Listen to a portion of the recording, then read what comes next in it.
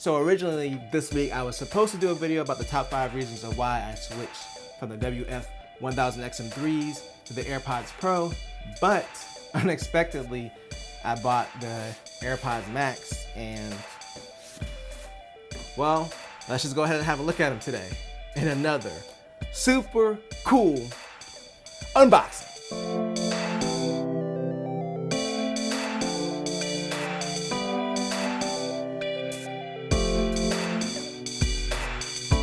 I am here with the AirPods Max. Those of you who are not familiar with it, it is Apple's $550. It's so painful to say the price, I'm sorry. $550 over-the-ear headphones that they just released a few weeks ago. Well, I think it was last week. My dates are off.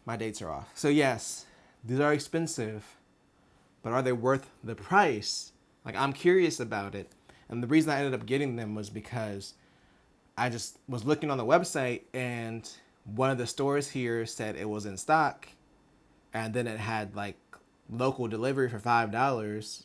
And so I literally ordered them and got them delivered within like an hour. It was pretty cool, honestly. I think it was like only $5 for the delivery, so not a bad deal. But I mean, it's still $555 before taxes. But you know, as far as the whole process of getting them, it wasn't too bad with the whole delivery thing. So let's go ahead and get this open. Of course, it's Apple, so they have the fancy like pull tab thing going on. Did I already mess this up? It says down. I can't. Oh, okay, here's the part where you actually pull it. Here we go. And that was a little. Okay, my skills today are not where they should be for the peel, and I apologize sincerely for that. Okay, let's get this plastic off the desk. All right, so here we have the box, the AirPods Max. I'm pretty sure I have it upside down, but it's fine. All right, so that's the top part, and it looks like there's not much in it. That's a weird smell. It like wafted right out of the box. It smells like extremely concentrated Elmer's glue. That's the only way I can really describe it. So we have the okay, yeah, these are heavy. So we have the headphones in the carrying case. By default, we have the design by Apple in California. Of course, I have this upside down. Why wouldn't I have it upside down? And the most important thing to check for is if they come with the Apple sticker or not. It's very sad, no Apple sticker. I was expecting better quality than this Apple. Other thing you get in the box, aside from the headphones in the carrying case, is the Lightning to USB-C cable. There's no charging brick in here. It would have been too expensive for this product. I'm just kidding. Apple claims that they're trying to save on e-waste by not putting the charger in the box. But I kind of feel weird about it, especially for a product like headphones. So here we are with the headphones. Let me take them out of their case. And these are the Space Gray, which I really like. These are actually a darker Space Gray color than the MacBook is. It's a lot closer to black, so I really like that. And then these are just little covers that are over the ear cups, and they're clearly labeled left and right. I like how firm these are to turn. These are Apple products. I don't want to ruin the magic, so let me go ahead and just pair these really quick. With the Apple Magic, you put the phone near it, and then the thing comes up, and it says connect on the screen. And so we'll go ahead and connect. And this is the charging case.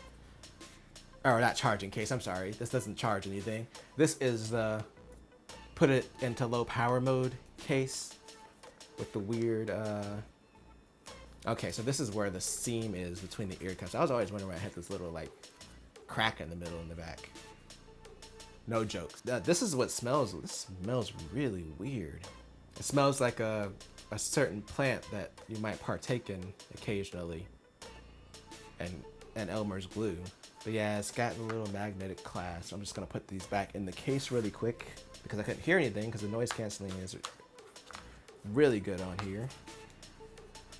Boom. I really don't like the idea of having to put these back in the case to put them in low power mode. I wish you could just turn them off, but as of right now, you have to put them back in the case. I've watched some other reviews of this because I didn't expect to get these anytime soon because they're back ordered like 2 months out right now. So I was shocked that I got a hold of some.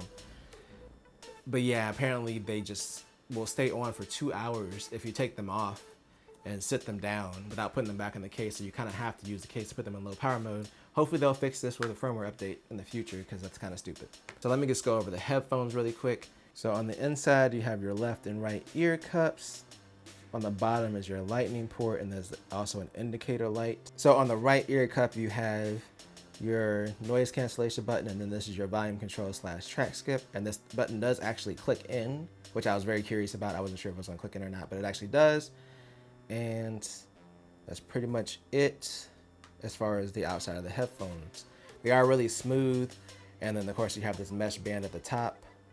But yeah, build quality feels really nice, but yeah, they are noticeably heavy. I noticed that when I pulled it out of the box. They feel really solid as far as the adjustments. Like when you move it, there's not much play in there. Like when you swivel it, if you move it out, they just pop back to kind of grab onto your ears. And the adjustment here is really sturdy. Like if you pull this in or out, there's not much play in here either, which is really nice. So the only thing left to test is how these sound. Did I put these on backwards again? I did. So the right side is the one with the controls, okay. The noise canceling is really good. All right, I'm nervous. I don't know why I'm nervous. Hopefully I don't get disappointed by the sound quality for $550, we'll have to see. For some reason I went to Timber by Pitbull featuring Kesha. I don't know why. Yeah, the noise canceling is really good. I can't hear myself at all. With the volume like at 50%, I can like feel the vibrations of my voice. The volume all the way down, I can hear myself a little bit, but yeah, the noise canceling up here is excellent. I can kind of hear like the room noise, like the separation of the instruments. The drums sound a lot clearer, and the center of this case is just getting on my nerves. I gotta move it over to the side. I don't know what's going on with that smell. So they sound really good. Let me do this. I have my Sony 1000 XM3s, or WH1000 XM3s. Let me power these on really quick. And I know these aren't the XM4s, but they sound pretty similar, so. And they're still really good headphones. Ouch, hit myself in the face. And sound-wise, it sounds really similar to the Sonys. I'm gonna be honest about it. The noise canceling is a tad bit better. I haven't tried the XM4's noise canceling extensively, so I can't say if it's better than those. But it's slightly better than these, but like based off of the sound and noise canceling, they're very close. That's just, I think the AirPods don't distort as much at higher volumes. From the few songs I listened to, either way. I mean, I only spent a few minutes with them so far, so obviously this isn't like a review.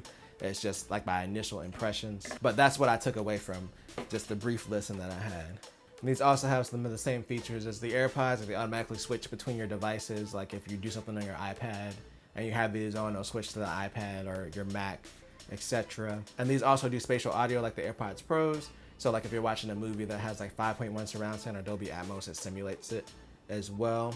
So let me try one more thing with these that I'm kind of curious about. So these don't come with a wired connection. It only has a lightning port up here, but there is an optional $35 adapter that you can buy to make it work for wired audio. But I was kind of curious